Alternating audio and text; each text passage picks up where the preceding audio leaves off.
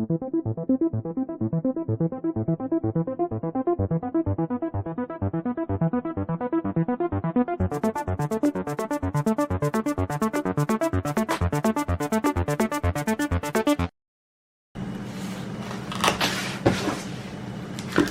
selamat datang kembali di channel Aquatronic Labs. Masuk unit servisan ini dari Bengkulu ya. Terima kasih telah mempercayakan servisnya kepada saya. Unitnya saya bongkar terlebih dahulu.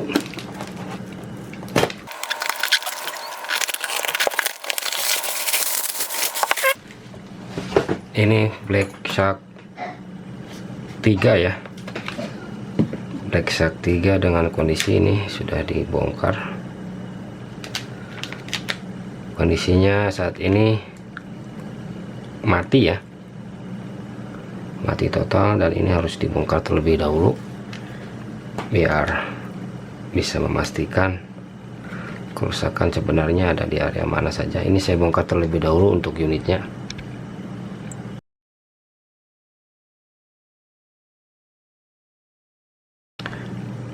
Ini saya coba analisa dulu kerusakannya via power supply ya. Setelah saya bongkar ini, sebagian saya bongkar, belum saya copot untuk mesinnya ya. Ini power supply sudah saya masukkan dan saya tekan power on, dan ini ampernya naik di 0,2, sedikit kurang ya. Kurang sedikit, dan diam, tidak bergerak lagi. Ini ampere gantung, kondisi ampere gantung ya. Saya teruskan untuk pembongkarannya sampai semuanya terlepas.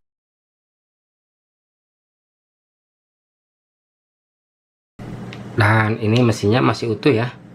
Saya masuk ke tahap perbaikan aja. Mudah-mudahan unit bisa cepat teratasi dan kembali normal dan bisa digunakan kembali.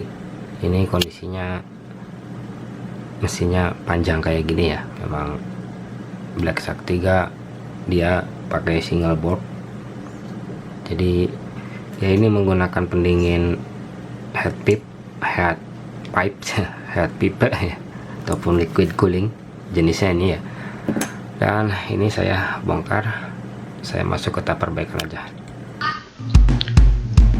Oke, dan kita masuk ke tahap perbaikan saja. Untuk kaleng pinggirnya ini setelah saya potong ya, setelah saya potong sebelumnya untuk bagian samping biar mempermudah saat pelepasan IC. Untuk pengupasannya di sini saya gunakan pisau yang tumpul ujungnya ya, tapi untuk pinggirnya lumayan cukup tajam untuk mengupas lem yang menempel di pinggiran IC dan menempel ke komponen-komponen kecil biar tidak ikut terangkat pada saat pengangkatan IC ya. Gunakan suhu, di sini saya gunakan suhunya 310 untuk temperatur hot airnya ataupun blower. Untuk pengangkatan IC RAM di sini sudah terangkat ya.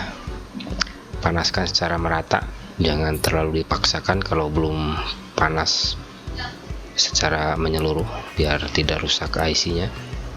Lanjut ke proses pembongkaran CPU.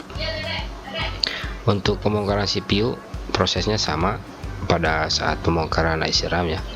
Panaskan keseluruhan area terlebih dahulu, jangan didiamkan di satu titik ya. Pastikan merata di keseluruhan IC biar suhunya merata keseluruhannya, tidak tertumpuk ke satu titik. Dan angkat secara perlahan untuk IC nya, dan IC CPU pun sudah terangkat. Lanjut ke proses pembersihan sisa lem dan timah. Ini jenis lemnya dia menggunakan resin, tapi resinnya jenisnya ini enggak terlalu keras, beda sama di seri Vivo dan Oppo ya, yang lemnya lumayan cukup keras. Bersihkan dengan hati-hati, jangan sampai menyentuh komponen kecil biar tidak menambah pekerjaan ya. Lanjut bersihkan setelah semuanya merata. Lanjut rebaling untuk CPU dan RAM nya. Pastikan semua IC sudah direbaling secara rapi ya, tidak ada yang tinggi ataupun tidak ada yang jingjet. Pastikan semuanya benar-benar merata. Gunakan plug secukupnya di bagian kaki IC CPU. Ini pastikan kondisinya benar-benar sempurna, jangan ada kesalahan sedikit pun. Pasangkan CPU ke PCB dengan mengikuti alur garis yang ditentukan di PCB-nya, jangan sampai keliru saat pemasangan ya. Panaskan secara perlahan, goyang sedikit demi sedikit, jangan terlalu kuat. Pemasangan CPU selesai, lanjut ke pemasangan IC RAM. Prosesnya sama, ini berikan plug secukupnya, tentunya ini sudah direbal ulang pastinya ya, dan panaskan plugs dengan suhu standar, lalu pasangkan di atas CPU. Dengan pemasangan ini pastinya hati-hati dan harus teliti. Pastikan pada saat menggoyangkan bagian atas ini tidak bergeser untuk IC CPU nya ya. Pemasangan IC RAM selesai, CPU juga selesai, perbaikan pun selesai. Lanjut ke proses pengujian unit. Oke, dan setelah tadi saya melakukan analisa mengenai kerusakan di Black Shark 3 ini ya, yang mana kerusakan ini terdapat sumbernya itu dari CPU SM8250 yang memuai, sehingga menyebabkan unit ini tidak bisa menyala, hanya ampere gantung saja. Di sini saya lakukan perbaikan dengan merebaling only CPU dan RAM, dan selesai sudah perebalingnya. Dan ini saya uji kembali ke pakai LCD ya, pakai LCD saya uji kembali. Ini untuk pemasangannya lumayan ribet ya, lumayan ribet. Saya pasang dulu.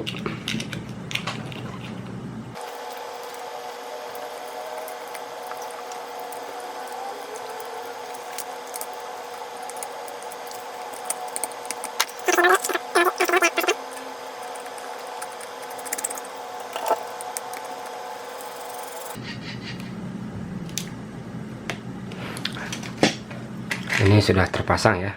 Saya cek dulu via arus power supply untuk memastikan apakah unit sudah ada pergerakan kah.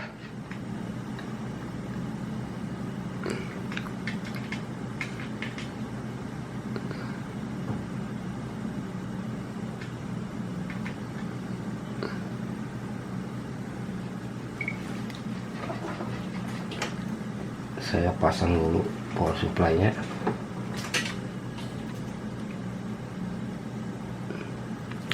Ini sudah terpasang ya power supply. Saya pasangkan, saya tekan tombol power on, dan sekarang ampere sudah naik di 0,2 dan turun ya. Artinya perbaikan di area CPU sudah ada perubahan ya. Saya pasangkan untuk LCD-nya. Ini baterainya juga belum saya pasang.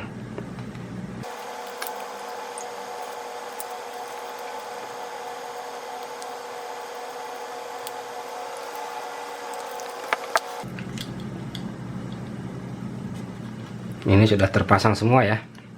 Saya coba charging terlebih dahulu, apakah sudah munculkah untuk logonya. Harusnya sudah ada ya. Dan sekarang ini di charging sudah berjalan ya, artinya perbaikan sudah sesuai dengan harapan. Unit sudah bisa menyala, dan ini saya on kan.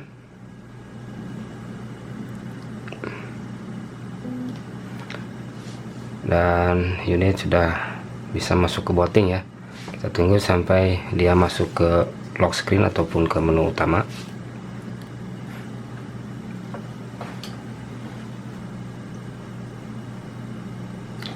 Dia sudah masuk ke lock screen, namun ini masih ada pola ya. Sambil menunggu konfirmasi pola, ini saya lengkapi dulu semua part dan saya uji fungsinya. Sementara perbaikan sudah bisa menyala ya. Saya lengkapi dulu semua sambil menunggu konfirmasi polanya.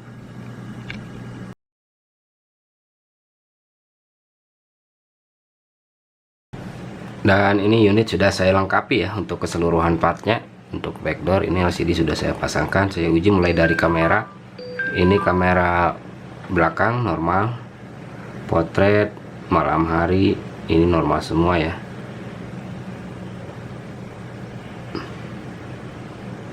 Untuk video saya coba cek.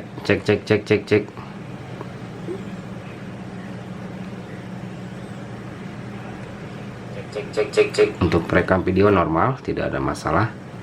Untuk kamera depan, ini kamera depan normal ya. Fungsi kamera normal untuk keseluruhannya. Dan beralih ke ini, WiFi sudah terhubung, Bluetooth, center nyala ya. Ini normal semua.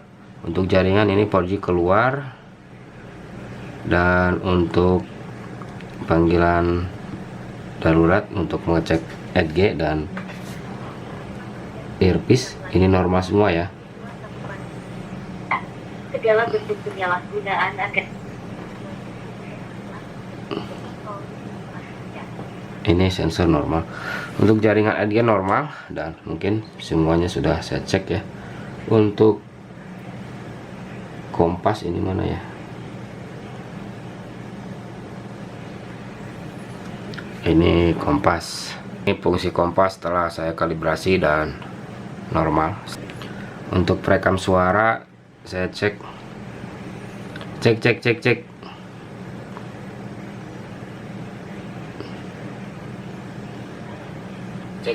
Untuk perekam suara normal ya, dan mungkin selesailah semua pengecekan di fungsinya. Fungsinya ini normal semua, tidak ada fungsi yang bermasalah.